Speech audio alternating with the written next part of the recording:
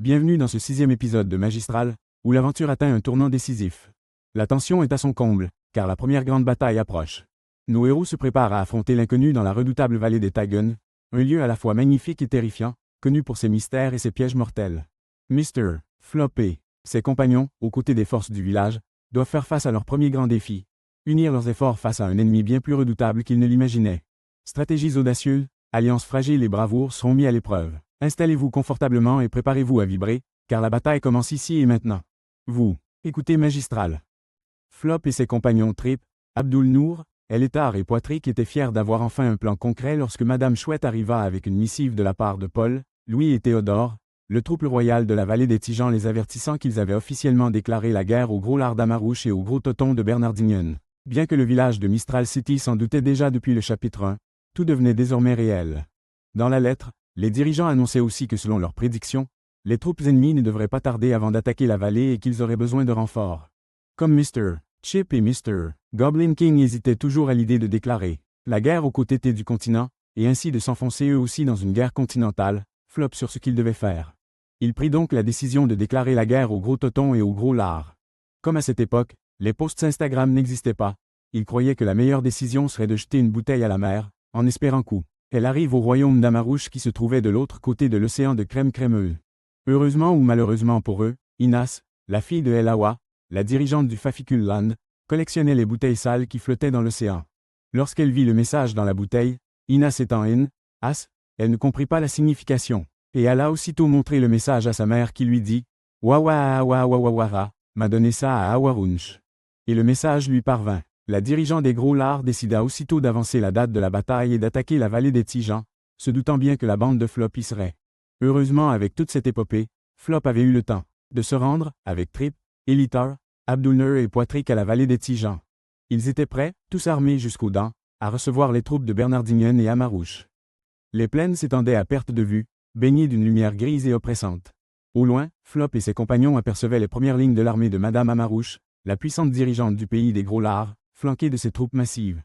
À ses côtés, se tenait Bernardinion, le roi imposant du pays des gros totons, entouré de ses guerriers robustes, tous prêts pour le combat. Le cœur lourd, Flop guida ses troupes vers l'ennemi. L'atmosphère était tendue, chaque pas les rapprochant inévitablement du premier affrontement de cette guerre civile qui menaçait de ravager le continent magistral.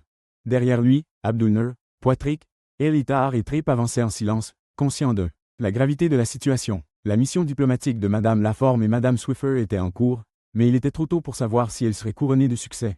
C'est ici que tout commence, murmura Flop en fixant les silhouettes ennemies. Point, ils sont nombreux, commenta Poitrick, ses yeux scrutant les rangs massifs des gros lards et des gros totons. Elitar, l'elfe au visage grave, hocha la tête. Mais ils sont lents, nous pourrions les surpasser en vitesse si cela tournait mal. Trip, de retour parmi les compagnons après tant d'années de mystère, gardait un visage impassible.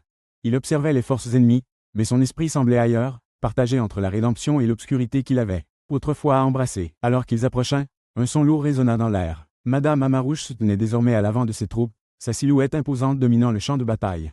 Avec elle, Bernardinion, le colosse des astérisques gros toton, dont le rire résonna dans l'air comme un grondement de tonnerre. « Vous osez vous présenter devant moi avec si peu de force ?» lança Bernardinion, sa voix éclatante et moqueuse. « Nous pourrions vous écraser avant même que vous ne fassiez un pas de plus. » Madame Amarouche leva la main, imposant le silence à son allié. Flop de Mistral, dit-elle d'une voix rauque mais autoritaire. Vous et vos compagnons avez choisi de vous interposer. Pourquoi? Flop s'avança, gardant son calme face à cette force démesurée. Nous ne voulons pas de cette guerre, Madame Amarouche. Votre conflit avec les IIR et leurs alliés n'amènera que destruction. Nous pouvons encore éviter ce bain de sang. Madame Amarouche esquissa un sourire froid. Éviter le bain de sang? Il est déjà trop tard pour cela. Le continent est divisé. Ceux qui s'opposent à nous seront balayés, et nous reconstruirons un monde meilleur sur leurs ruines. Abdulnur, toujours prêt à riposter, serra les poings. Vous parlez de destruction comme si c'était une solution, mais rien de bon ne sortira de cette guerre. Point. La paix par la force, Abdulnur, répondit Bernardinion, en croisant ses énormes bras sur sa poitrine. C'est le seul chemin. Ceux qui sont trop faibles pour nous suivre n'ont pas leur place dans ce nouveau monde. Le ton montait. Poitrick, toujours aux aguets, chuchota à Flop. Ils ne veulent pas parler. Ils veulent se battre. Flop savait que l'heure de la diplomatie était révolue, du moins pour ce moment. Les mots avaient été prononcés, mais les esprits étaient trop enflammés pour entendre la raison. Il devait gagner du temps, espérant que Madame Laforme et Madame Swiffer réussiraient à faire pencher la balance dans les coulisses.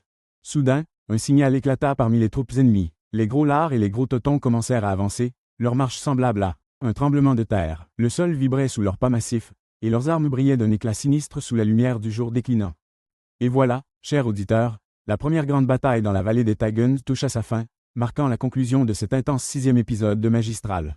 Nos héros ont bravé l'adversité avec courage, mais cette victoire, si l'on peut l'appeler ainsi, est teintée de pertes et de révélations troublantes.